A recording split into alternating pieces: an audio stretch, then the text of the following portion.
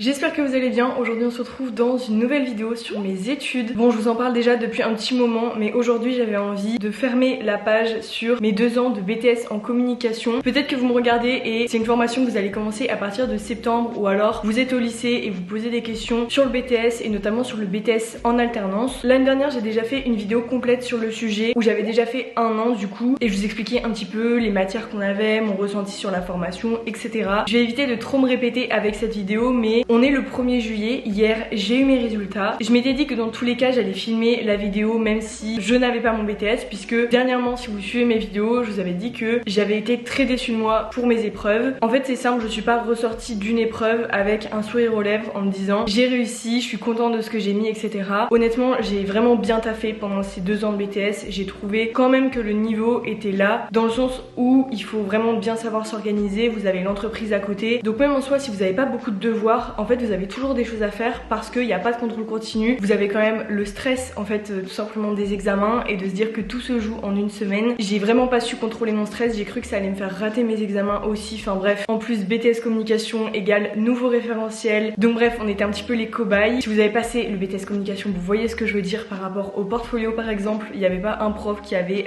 la même consigne pour faire son portfolio. Je vous avais dit aussi dans cette vidéo que je vous montrerai un peu mon portfolio si jamais ça peut vous intéresser. On y reviendra un petit peu par la suite. J'ai aussi fait une boîte à questions sur Instagram pour que vous puissiez me poser vos questions, pour que ça change un petit peu aussi de la vidéo que j'avais fait la dernière fois. Je vais arrêter le suspense, je vous laisse avec ma réaction à mes notes de BTS. Faut savoir que juste avant j'ai fait une crise de larmes, surtout que j'étais en entreprise hier, comme aujourd'hui d'ailleurs. Là je filme juste avant le travail, avant de commencer ma journée, mais sachez qu'hier j'ai pas réussi à me concentrer vraiment jusqu'à 14 h, j'attendais les résultats. On était tous sur le groupe de classe, etc. Donc bref, je vous laisse avec les petites séquences que j'ai filmées hier. Dans 3 minutes j'ai les résultats. J'espère juste que ça va pas être bloqué parce qu'on va être du coup tous les BTS à être dessus. Il est 14 h, j'ai pas, j'ai juste ça. Ah oui. C'est où qu'on voit mes notes? Je peux pas voir. Ah non, je peux pas voir mes notes. Au niveau de mes notes, elles sont arrivées un peu plus tard sur la plateforme Cyclade. Donc je vais vous dire quelles notes j'ai eu, puisque je m'étais dit si jamais j'ai mon BTS, genre même si je l'ai à 10,01, je l'ai, c'est trop cool. Sauf que je l'ai eu à quasiment 15.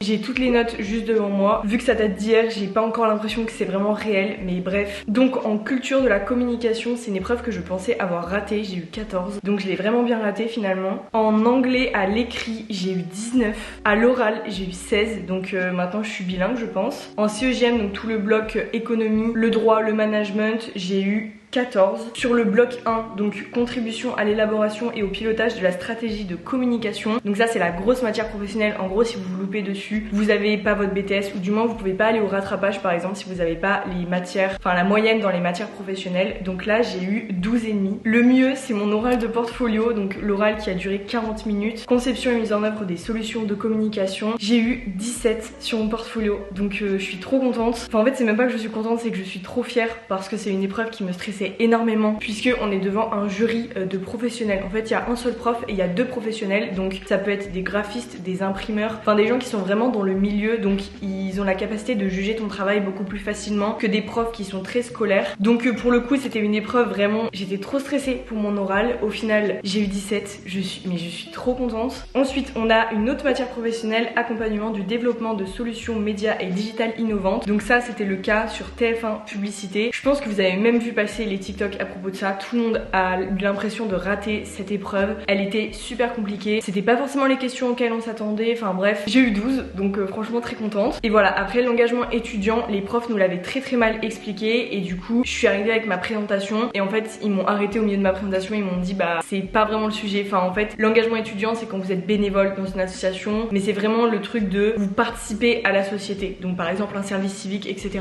Moi c'était un petit job le samedi chez une tatoueuse, et même si j'ai dit que c'était bénévole, au final ça n'a pas passé quand même. Donc bah ils étaient contents de voir le travail, mais ils m'ont dit on est désolé, on pourra pas compter ça dans la moyenne. Et en fait l'engagement étudiant c'est une option, c'est comme le latin au collège, ça vous fait des points en plus. Donc j'avais pris ça parce que j'avais quelque chose à présenter, mais au final ça n'a pas compté. Le mieux je pense pour pas partir dans tous les sens, c'est que je vais commencer à répondre à vos questions. C'était quoi tes épreuves? Donc en gros les épreuves du BTS communication, elles consistent sur une étude de cas à chaque fois. Vous avez un ensemble de documents à analyser avec des questions, et ça dans n'importe n'importe quelle matière, vous avez toujours des documents à analyser. Donc c'est ça qui peut vous sauver entre guillemets si vous êtes à l'aise avec le corpus de documents proposé. Ça peut vraiment vous permettre de réussir l'épreuve même si en soi vous n'avez pas beaucoup révisé. Donc les 2 matières professionnelles par exemple, c'est là où il y a le plus de documents. On a environ 15 pages à peu près. En bloc 1, on a généralement, mais ça dépend des consignes, ça dépend des sujets, mais une veille, un diagnostic, donc SWOT, etc.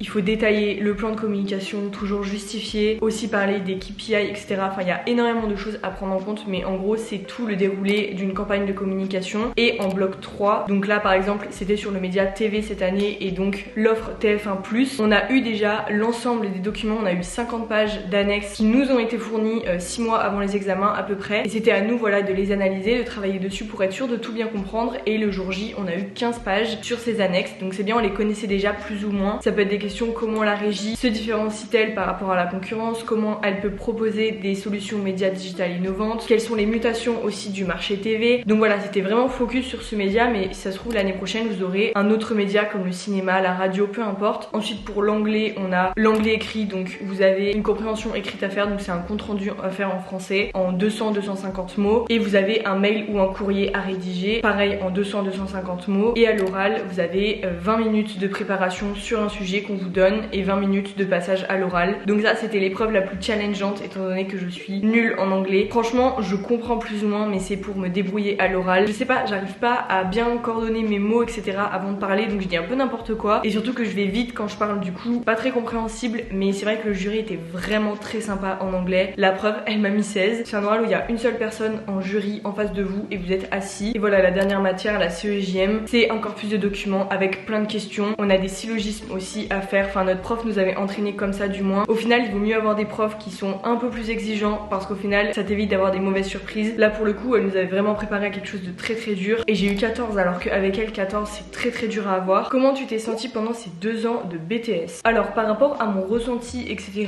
je dirais que je m'attendais pas à un tel rythme de travail, dans le sens où oui vous avez pas de devoirs à faire chez vous, enfin c'est vraiment pas arrivé souvent que on ait un exercice à faire, à rendre etc, on n'a pas de devoirs maison. En tout cas voilà, c'était comme ça dans mon école, sachant que c'est pas un lycée, du coup c'était une école privée. C'était un rythme un peu particulier puisque c'était le lundi mardi à l'école et le reste de la semaine en entreprise, ce qui faisait que du coup on n'avait pas vraiment de rythme, et ce qu'on commençait en entreprise était très vite coupé par le week-end, fallait retourner à l'école. Enfin le rythme j'ai pas réussi à m'y habituer pendant 2 ans. Après l'été on n'avait pas cours, enfin on avait que entreprise. Je me suis sentie vraiment fatiguée par ce rythme. Je pense que c'est plus compliqué qu'un CDI par exemple, parce que vous êtes dans l'école, vous êtes dans le cadre scolaire, c'est-à-dire que les week-ends c'est pas des vrais week-ends. En fait même si vous le voulez pas, vous avez quand même une charge mentale de vous dire bon bah pour lundi il faut que je relise mes cours, ou lundi j'ai un contrôle. Enfin vous voyez, vous êtes encore dans le cadre scolaire mais en même temps on vous traite pas vraiment comme des étudiants mais plus comme des salariés. C'est vraiment l'entre-deux entre t'es salarié, t'es étudiant. En même temps oui tu peux sortir le jeudi soir faire les fêtes étudiantes, mais le lendemain tu bosses, t'es en entreprise, t'as des responsabilités. Après voilà, encore une fois je parle de ma situation en alternance, mais je pense que la formation en initiale ça n'a rien à voir parce qu'ils avaient des vacances et je suis pas sûre qu'ils faisaient exactement les mêmes horaires que nous. Quelle était ta matière préférée? Alors tout à l'heure je vous ai pas expliqué le déroulé de la culture de la communication, mais moi c'était ma matière préférée dans le sens où on avait un corpus de documents basé sur des publicités, des campagnes de pub, et c'était trop intéressant. En fait on avait 3 grands thèmes qu'on a étudiés en 2 ans: la rue, le repas et le comique. Donc il fallait chacun qu'on ait une banque de pubs avec un maximum de culture générale autour de ces pubs pour pouvoir les remettre en exemple dans nos dissertations. Donc voilà, il y avait 2 dissertations dans le sujet à faire et une partie production, et la partie production c'était une catastrophe. Ce que j'ai fait vraiment ça n'avait pas de sens. Mais là par exemple dans l'énoncé on nous demandait de réaliser les animations qui allaient être projetées sur les Champs-Élysées, le magasin Apple, pour une toute dernière sortie. Enfin bref, comment vous dire que je n'ai pas fait d'animation, j'ai fait un mini court-métrage et en plus j'ai mis des sous-titres parce qu'il y a du son mais on fait pas du son, enfin en affichage dans la rue. Bref, c'est la partie quand même de l'épreuve que je réussissais le moins. Ça a été le cas du coup pour le BTS, mais j'adore cette matière parce qu'elle te fait vraiment restituer des connaissances, pas forcément scolaires mais aussi de ta culture générale, des pubs que tu peux voir etc.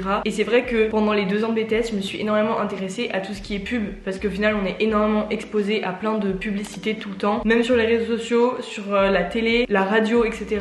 Et au final c'était que des pubs que je pouvais ressortir dans mes dissertations. Donc j'avais une petite banque par thème. Étais-tu bien encadré niveau formateur ou c'était comme à la fac? Alors ça n'a rien à voir avec la fac, vous êtes beaucoup plus dans l'ambiance de classe comme au lycée, mais en même temps on vous traite comme des adultes, mais d'un autre côté vous avez vraiment pas le droit d'avoir des absences, des galères de voiture, des galères de transport. Vous avez pas le droit à des absences répétées puisque sinon c'est un conseil de discipline. C'est un peu bizarre parce que en même temps franchement on vous traite pas comme des lycéens mais on vous traite pas comme des adultes, donc c'est l'entre-deux. Et je pense que vous êtes d'accord avec moi si vous avez fait un BTS aussi, que ce soit en lycée ou non, alors que pour avoir testé la fac pendant quelques mois, on a vraiment été considérés comme des adultes directement dès le premier jour, en mode c'est vos responsabilités, vous venez pas en cours, c'est vos responsabilités, vous faites ce que vous voulez. Alors que là le BTS ils étaient vraiment derrière nous pour tout ce qui était retard, absence, etc. Enfin bref, il y a des choses c'est normal, mais parfois on n'avait pas de prof qui venait, on était obligé de rester les 4 heures à rien faire dans une salle sans personne. Une fois de temps en temps c'était ok, mais à répétition franchement, quand tu dis que tu pouvais être chez toi à faire autre chose, limite à mieux réviser, alors qu'en fait t'étais obligé de rester à l'école. Enfin au début de la formation on était avec plus de 30 dans une petite salle, impossible de réviser quoi. Et du coup si vous demandez, on a fini la formation à 22, 24. Il y en a pas mal qui sont partis parce qu'ils n'ont pas eu d'alternance et du coup ils devaient payer l'école. Et au niveau des profs etc,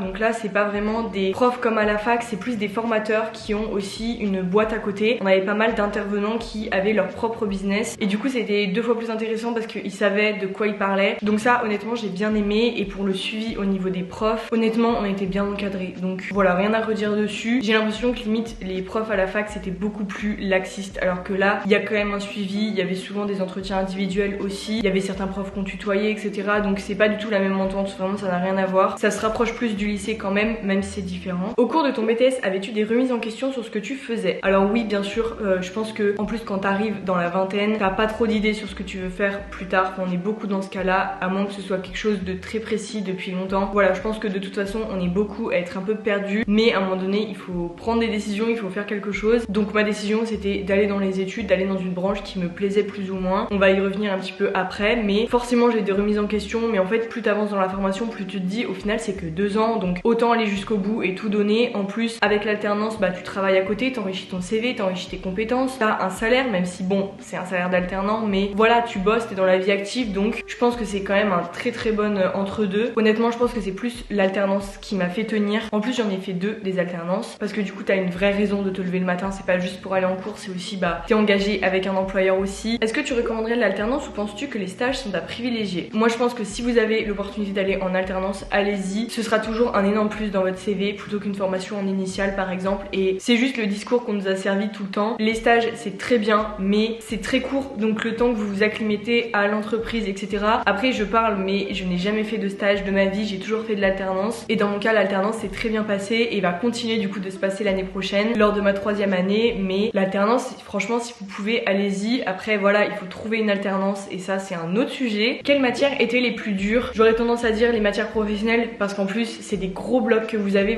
souvent, bah en tout cas dans mon école c'était comme ça, on avait des blocs de 8 heures très souvent avec des matières professionnelles. Généralement tous les lundis on avait que de la matière professionnelle, donc c'est vrai que c'est très lourd dans l'emploi du temps et au niveau des connaissances c'est très dense aussi. Aussi pour l'examen il y a pas mal de coef, enfin voilà, les matières professionnelles restent quand même les plus dures. Et après la CEGM est pas mal aussi puisque c'est du droit, c'est du management, de l'économie, donc il y a énormément de connaissances à mobiliser. Tu comptes rester dans l'entreprise après ta formation? Honnêtement ça se passe très bien en entreprise et j'ai vraiment beaucoup de chance. Là du coup j'entame une 3e année, donc une licence plus axée chef de projet, publicité etc, parce que je me suis rendu compte que c'était vraiment ce qui me plaisait le plus. Elle reste quand même assez large mais voilà c'est une licence quoi, ça se fait en 1 an. En plus j'aurai cours 1 jour et demi par semaine il me semble, donc ça reste pas grand chose entre guillemets. Et du coup oui je compte rester dans l'entreprise où je suis durant cette 3e année et ensuite en septembre 2026 du coup j'aimerais bien être embauchée en CDI dans cette boîte. Après voilà on ne sait jamais ce qui peut se passer etc au niveau des opportunités, au niveau de la vie de manière générale, mais j'ai une promesse de CDI effectivement. Si vous avez vu les vidéos sur la maison etc vous le savez, c'est aussi ça qui a aidé pour le prêt. Ça me rassure énormément de savoir à peu près où je vais et voilà pour le moment je suis dans cette optique. À quel type d'étudiant conseillerais-tu les formations BTS? Je pense que si vous avez envie d'être dans le monde du travail mais que vous savez que vous avez envie d'avoir un diplôme, franchement les deux ils font la paire, puisque du coup vous allez développer des compétences en entreprise et en même temps bah, avoir un diplôme à la fin. Vous perdez pas votre temps entre guillemets, c'est ce que j'arrêtais pas de me répéter, parce que vous avez un pied déjà dans la vie active. Si vous faites pas des études de toute façon vous allez travailler, donc autant faire les deux si jamais vous êtes motivé. Après voilà c'est un rythme, mais encore une fois la formation est assez courte, genre 2 ans ça se fait, même si ça m'a paru interminable à des moments donnés. Je dirais pas forcément qu'il faut être scolaire pour être en BTS, il faut juste essayer de faire au fur et à mesure, et comme ça si vous faites vos fiches au fur et à mesure vous serez pas débordé au moment de l'examen. Quel conseil tu donnerais à ceux qui le passent l'année prochaine? Toujours le même conseil, je dirais vraiment de faire les choses au fur et à mesure, de faire vos fiches au fur et à mesure, c'est trop important. De pas forcément vous fier que à ce que disent vos profs, parce qu'au final bah là c'était un nouveau référentiel différentiel, donc peut-être que pour l'année prochaine ça ira mieux, ils auront plus eu l'habitude et tout, mais n'hésitez pas à regarder sur TikTok, contacter des profs sur LinkedIn. En fait vous avez plein de choses qui circulent sur les réseaux, que ce soit professionnel ou plus des témoignages etc. N'hésitez pas à aller voir un maximum pour vous préparer à tout. Pour l'oral du portfolio, il y avait je ne sais pas combien de versions sur TikTok. Heureusement que j'ai pris un petit peu les informations de partout parce que au moins j'ai pas été surprise le jour J. Maintenant on a la chance que on s'entraide quand même beaucoup, même sur les réseaux professionnels etc. Sur LinkedIn vous pouvez trouver n'importe qui, donc voilà c'est super important. Et pareil pour la communication, je l'ai pas dit mais on nous a quand même beaucoup incité à être sur LinkedIn par rapport à tout ce qui est stage, alternance et tout, donc pareil si vous voulez plus aller, mais je pense que ça fonctionne même si vous n'êtes pas forcément en communication, travaillez votre réseau vraiment, c'est trop important. Moi j'essaye de le faire mais c'est pas un automatisme encore. Je suis sur le montage, petit aparté, je vous ai pas parlé de mon portfolio, donc de l'épreuve orale du bloc 1. Donc si vous avez suivi, c'est une matière professionnelle. Si vous avez regardé un peu mes vlogs, vous savez que c'est le projet qu'on a eu en deuxième année. Normalement vous êtes censé commencer votre portfolio professionnel dès la première année de BTS. Mes profs ils ont changé, j'ai eu du retard etc. Bref, on a commencé le portfolio en septembre-octobre de la deuxième année. Donc ça a été un mouvement de panique parce qu'en plus si vous êtes en BTS communication, on était dans la même galère, tout le monde avait un discours différent sur le portfolio, une vision des choses, une présentation différente, que ce soit sur TikTok, les exemples de portfolio aussi que j'ai pu trouver sur internet, enfin bref. Donc je vais vous présenter mon portfolio, vous me l'avez vu construire au fur et à mesure de cette année. Je voulais pas montrer en détail exprès puisque j'attendais de passer mes épreuves pour savoir si c'était bien ce que je faisais. Alors j'ai fait quelque chose de très simple, je me suis concentrée sur la forme, enfin non plutôt sur le fond et pas la forme. C'était une décision de ma part puisque je sais pas trop si je l'ai précisé dans la vidéo mais je suis pas créative dans le sens où la mise en page, le design etc. J'avoue c'est pas mon truc, je suis pas faite pour ça. Autant il y en a dans ma classe qui ont créé des sites internet, des portfolios très créatifs etc. Je sais pas comment vous dire mais moi je ne suis pas créative dans ce sens là si j'ai envie de dire. J'avais envie de faire quelque chose qui me ressemble et surtout avec lequel je suis à l'aise pour pouvoir le présenter à l'oral et faire en sorte de répondre à toutes les questions parce que votre portfolio c'est pas juste vous arrivez avec votre portfolio, vous en parlez 5 minutes et vous repartez et vous allez être interrogé sur l'ensemble des projets. Il faut tout savoir sur le bout des doigts, que ce soit les questions au niveau de l'imprimeur, des prestataires. Voilà, vous avez beaucoup de compétences à mettre et à mobiliser. Donc mon portfolio, je l'ai tout simplement relié comme ça. Je l'ai fait sur Canva, je sais. Le mieux c'est de le faire sur Photoshop, InDesign, etc. Je l'ai fait sur Canva, en fait j'ai pris un modèle tout blanc et j'ai créé directement. Donc c'est quelque chose d'encore une fois très simple. J'ai regroupé mon portfolio par prestataire. Donc deuxième page, je me suis présentée. Ça de toute façon c'est les choses que vous dites à l'oral et vous savez vous présenter de toute façon. Encore une fois c'est quelque chose de très simple. En premier j'ai décidé de présenter les projets liés à ma micro-entreprise parce que je savais que c'est un peu le truc qui intéresse plus ou moins parce que c'est pas mon alternance, c'est vraiment ce que je fais à côté, donc mes réseaux, notamment ma chaîne YouTube. Donc j'ai parlé de mes petites miniatures juste ici, comme ça je pouvais parler de l'algorithme etc. J'ai parlé également d'une marque, enfin d'une sponsor que j'avais fait pour Filmora Wondershare. Donc c'était un petit réel que vous pouvez retrouver sur mon compte Insta d'ailleurs, que j'avais énormément aimé et d'ailleurs j'ai fait un zoom sur ce projet et ils ont beaucoup aimé. Ensuite j'ai parlé de mon alternance, donc au niveau du feed par exemple de l'agence. J'ai fait un petit peu le feed au début, j'étais en alternance mais c'est clairement pas ma mission principale et c'est pas l'objectif de l'agence d'avoir un très gros compte Instagram, enfin pour le moment. Honnêtement on est plus centré sur accompagner nos profil etc. plutôt que réfléchir à la stratégie de l'agence au niveau visuel, surtout qu'il y a un site internet qui va se développer au fur et à mesure. Donc bref voilà, j'ai parlé un petit peu du feed un avant après, ce que j'avais apporté, même si encore une fois c'était pas du tout ma mission principale, mais je suis en communication, il fallait que je leur propose des projets de communication. J'ai également organisé le séminaire de l'agence l'année dernière, donc j'ai mis une page, mais encore une fois la présentation, je sais pas si on se rend compte mais c'est très simple, je m'étais organisée via Notion. Donc voilà, j'ai mis mes différentes missions, j'avais réalisé un réel lors de ce séminaire, donc pareil j'ai mis la couverture du réel, les objectifs et les statistiques. Encore une fois je vous dis absolument pas que c'est ça qu'il faut faire, mais voilà, je trouve que ça me représente très bien, c'est très simple, ça va droit au but et surtout j'avais pas mal de choses à dire à l'oral. Ensuite un autre prestataire, c'était ma première alternance, donc j'étais CM dans une salle de sport. Donc voilà, j'ai présenté un design que j'avais fait sur Photoshop. Ensuite j'ai continué avec des projets d'école, donc là c'était un grand projet qu'on a eu par groupe pendant la première année, ça a duré plusieurs mois, c'était sur une campagne Franprix. S'il y a des gens de ma classe qui passent par ici, je ne vais pas raviver ces souvenirs, ça nous a tous énormément saoulés parce que on s'est rendu compte qu'on aurait dû travailler sur le portfolio au lieu de passer du temps sur Franprix. Bref, l'organisation de mon école, encore une fois, bref. Encore un projet d'école, ça c'était une vidéo qu'on a réalisée dans les rues de Clermont-Ferrand sur le harcèlement subi par les femmes. Pareil, un autre projet d'école, ça c'était un podcast sur un débat qu'on avait enregistré entre l'UGC et l'influence. Et enfin, mon projet étudiant qui du coup n'a pas été retenu. En fait, l'engagement étudiant c'est une option et aucun prof a voulu nous expliquer parce qu'en fait personne savait exactement ce que c'était l'épreuve. Donc notre prof de bloc 1 nous a dit c'est un projet projet dans lequel vous êtes fier, que ce soit de l'entrepreneuriat, un projet que vous avez fait à côté des cours, etc. Et vous présentez ça à la fin de votre oral, ça vous fait des points en plus. Donc c'est ce que j'ai fait. De toute façon, j'avais un petit taf le samedi chez Natos qui a duré un peu plus d'un an, donc je me suis dit c'est l'occasion. Ça me fait pas de travail en plus en soi, j'ai juste fait, j'ai remis le moodboard qu'on avait fait pour elle et j'avais présenté des vidéos. Et du coup ils m'ont coupé pendant mon oral. Je vous ai expliqué pourquoi et voilà. Donc c'est juste l'intitulé des profs qui m'a mal été expliqué, mais sinon voilà pour ça c'est une option que vous pouvez prendre. Il y a différentes options, mais après le tout c'est quand même que on vous explique bien les options parce qu'après vous pouvez pas deviner. Surtout que là c'était le nouveau référentiel, tout le monde était un peu perdu, donc c'est pas grave. En vrai ça m'aurait embêté si j'avais fait ça exprès pour le mettre dans mon portfolio, mais au final je l'ai fait pour mon CV, surtout cette expérience, donc voilà. En plus de mon portfolio, j'ai fait des annexes de portfolio, donc c'était environ 20 pages que j'avais juste mis dans une pochette plastique avec un maximum d'annexes de tous mes projets. Donc dans l'ordre du portfolio, j'avais mis tout ce qui est storyboard, le découpage technique de la vidéo, tournée dans Clermont-Ferrand. J'avais mis des devis aussi prestataires que j'avais fait pour l'event de mon agence. J'ai profité de ces annexes pour mettre un maximum de projets, de documents en annexe pour montrer que j'avais bien préparé mes projets. En fait, je voulais vraiment que tout soit organisé. On savait pas aussi pendant l'épreuve si ça allait être en numérique ou en papier. Au final, on a eu que du numérique. Ils voulaient vraiment que du numérique. Il y en a qui n'ont pas accepté les portfolios papier, alors que certaines personnes avaient fait des magazines, des trucs trop beaux. Donc bref, je suppose que ça dépend des années. Bon, mon portfolio, franchement, je vais le garder en souvenir quand même. D'autant plus que je continue l'année prochaine. Mais voilà, c'était une petite aparté que je voulais mettre ici parce que je vous avais dit toute l'année que je vous présenterai mon portfolio. Rien de fou, vraiment, je vous ai teasé un truc, mais il y a absolument rien de fou. Mais j'avoue que les portfolios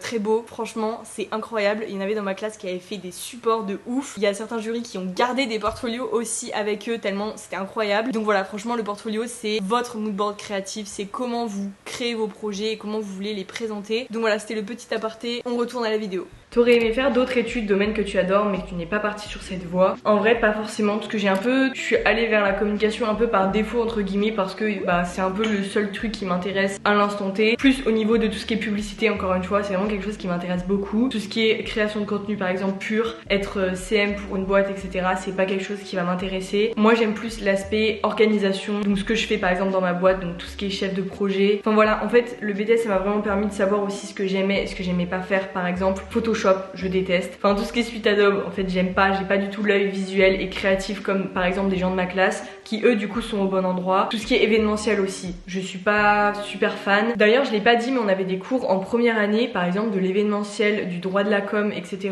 qu'on n'a pas eu en deuxième année et qu'on n'avait pas aux épreuves. En fait c'était des matières en plus pour enrichir notre connaissance, enfin nos connaissances, etc. Donc du coup pour répondre à la question, non, j'aurais pas aimé faire d'autres études parce que moi mon objectif c'était plutôt d'avoir un bac plus 3 et du coup j'ai cherché un domaine qui m'intéressait plus ou moins. Parce que Mélanie elle m'avait dit quelque chose à 18 ans quand on était dans nos vœux Parcoursup, elle m'avait dit mais dans tous les cas il faut se lancer quelque part. Nous on était partis pour faire des études donc voilà on y allait. Après est-ce que c'est le bon cheminement, et ça j'en ai déjà parlé, de vouloir faire des études pour faire des études, je ne suis pas sûre, mais en même temps on est un peu dans une génération où on est en train de remettre tout en question par rapport à ça. Tout ce que je sais c'est que là je vais aller en 3ème année, je vais avoir mon bac plus 3, je vais remplir mon objectif et je verrai par la suite. Honnêtement j'aimerais bien rester dans la boîte où je suis, j'ai pas mal d'avantages, notamment le télétravail, et c'est quelque chose que j'ai découvert et que j'adore vraiment. Je vais au bureau quand je veux à Lyon. Enfin bref, ça m'apporte quand même une certaine forme de liberté et d'indépendance aussi. Et même si j'ai des horaires à respecter et voilà que je reste salariée, franchement déjà c'est quelque chose d'incroyable. Donc voilà, pour le moment j'en suis là et voilà, on verra ce que l'avenir me réserve. Est-ce que globalement tu es contente de ta formation? Oui, je suis contente de ma formation parce qu'elle est finie actuellement, mais quand j'étais dedans, franchement j'avais une envie, j'aurais été capable de payer pour avoir mon BTS sans rigoler vraiment. À un moment donné j'en pouvais plus, le rythme c'était horrible. En fait faut tout le temps être focus dedans et il suffit que t'aies la moindre pression en entreprise, au final ça peut se répercuter aussi sur ton travail à l'école, enfin bref. Surtout que ça a été très stressant, ça je l'ai pas dit, mais on a changé de prof aussi dans plusieurs matières au cours des 2 ans. Voilà, c'est l'organisation de mon école. En vrai l'organisation au niveau de l'école, ça j'en suis pas vraiment satisfaite. Il y a eu plein de choses qui étaient pas vraiment normales, etc.